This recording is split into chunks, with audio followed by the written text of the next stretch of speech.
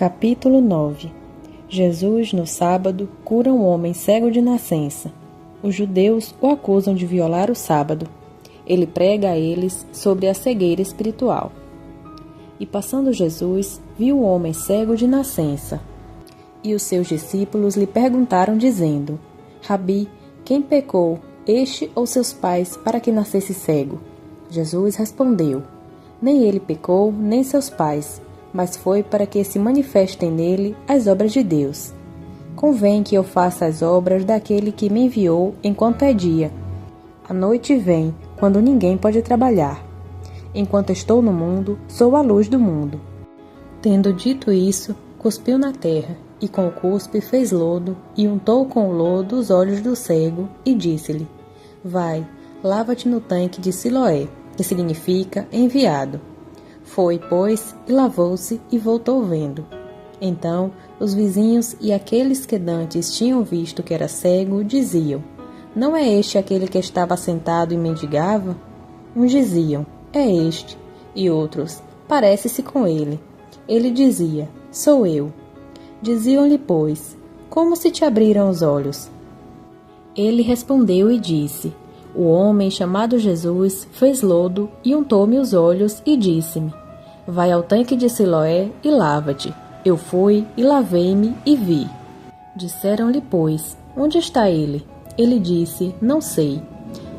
Levaram, pois, aos fariseus o que dantes era cego. E era sábado quando Jesus fez o lodo e lhe abriu os olhos. Tornaram, pois, também os fariseus a perguntar-lhe como vira. E ele lhes disse: Pôs-me lodo sobre os olhos, lavei-me e vejo. Por isso, alguns dos fariseus diziam: Este homem não é de Deus, pois não guarda o sábado. Diziam outros: Como pode um homem pecador fazer tais sinais? E havia dissensão entre eles. Tornaram, pois, a dizer ao cego: Tu, que dizes daquele que te abriu os olhos? E ele disse: Que é profeta. Os judeus, porém, não creram que ele tivesse sido cego e que agora visse, enquanto não chamaram os pais do que agora via, e perguntaram-lhe, dizendo: É este o vosso filho, que vós dizeis ter nascido cego? Como, pois, vê agora? Seus pais lhe responderam e disseram: Sabemos que este é nosso filho e que nasceu cego. Mas como agora vê, não sabemos, ou quem lhe tem aberto os olhos, não sabemos. Tem idade, perguntai-lhe a ele mesmo, e ele falará por si mesmo. Seus pais disseram isso porque temiam os judeus, porquanto já os judeus tinham resolvido que, se alguém confessasse ser ele o Cristo, fosse expulso da sinagoga. Por isso é que seus pais disseram: Tem idade, perguntai-lhe a ele mesmo. Chamaram, pois, uma segunda vez o homem que tinha sido cego, e disseram-lhe: Dá glória a Deus. Nós sabemos que esse homem é pecador. Respondeu ele, pois, e disse: Se é pecador, não sei. Uma coisa sei, é que, havendo eu sido cego, agora vejo. E tornaram a dizer-lhe: Que te fez ele? Como te abriu os olhos? Respondeu-lhes: Já vô-lo disse, e não ouvistes. Para que o quereis tornar a ouvir? Quereis vós, porventura, fazer-vos também seus discípulos? Então o injuriaram e disseram: Discípulo dele sejas tu, nós, porém, somos discípulos de Moisés. Nós bem sabemos que Deus falou a Moisés, mas este não sabemos de onde é. O homem respondeu e disse-lhe: Nisto, pois, está a maravilha, que vós não sabais de onde ele é, e me abrisse os olhos. Ora, nós sabemos que Deus não ouve pecadores, mas se alguém é temente a Deus e faz a sua vontade, a este ouve. Desde o princípio do mundo, nunca se ouviu que alguém abrisse os olhos a um que nasceu cego. Se este não fosse de Deus, nada poderia fazer. Responderam eles e disseram-lhe: Tu és nascido todo em pecados e nos ensina a nós? E expulsaram-no. Jesus ouviu que o tinham expulsado e, encontrando-o, disse-lhe: Crês tu no Filho de Deus? Ele respondeu e disse: Quem é ele, Senhor, para que nele creia? E Jesus lhe disse: Tu já ouviste, e é aquele que fala contigo. Ele disse: Creio, Senhor, e o adorou. E disse-lhe Jesus: Eu vim a este mundo para juízo, a fim de que os que não veem, vejam, e os que veem sejam cegos. Aqueles dos fariseus que estavam com ele ouvindo isso, disseram-lhe: também nós somos cegos? Disse-lhes Jesus: se fosseis cegos, não teríeis pecado, mas agora dizeis: vemos, por isso o vosso pecado permanece. Capítulo 10. Jesus é o bom pastor. Ele recebeu de seu Pai poder sobre a morte. Ele promete visitar suas outras ovelhas. Ele proclama: eu sou o Filho de Deus. Na verdade vos digo, que aquele que não entra pela porta no curral das ovelhas, mas sobe por outra parte, é ladrão e salteador.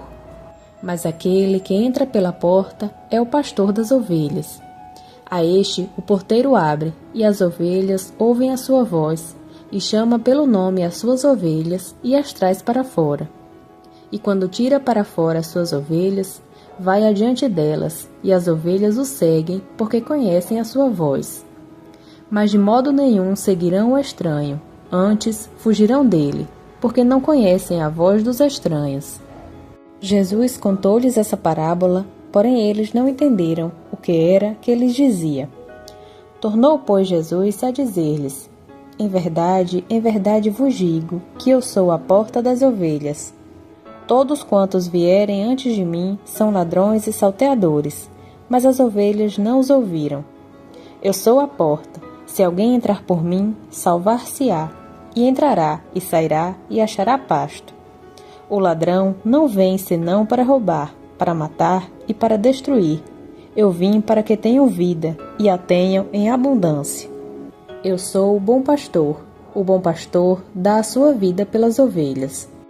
Mas o mercenário e o que não é pastor, de quem não são as ovelhas, vê vir o lobo e deixa as ovelhas e foge, e o lobo as arrebata e dispersa.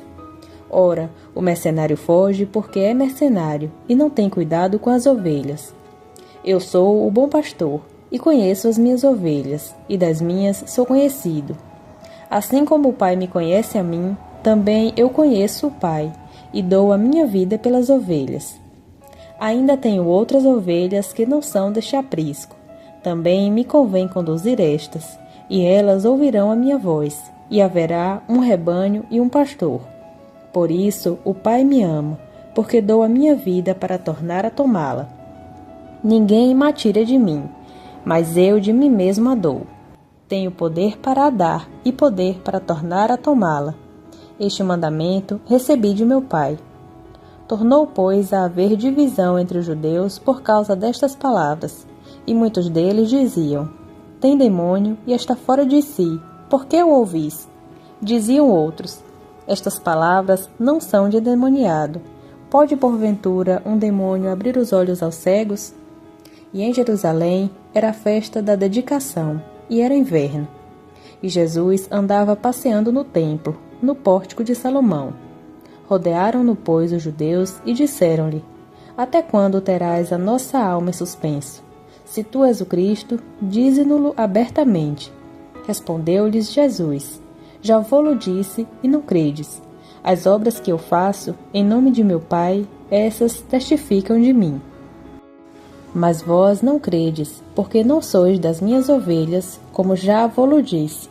As minhas ovelhas ouvem a minha voz, e eu as conheço, e elas me seguem.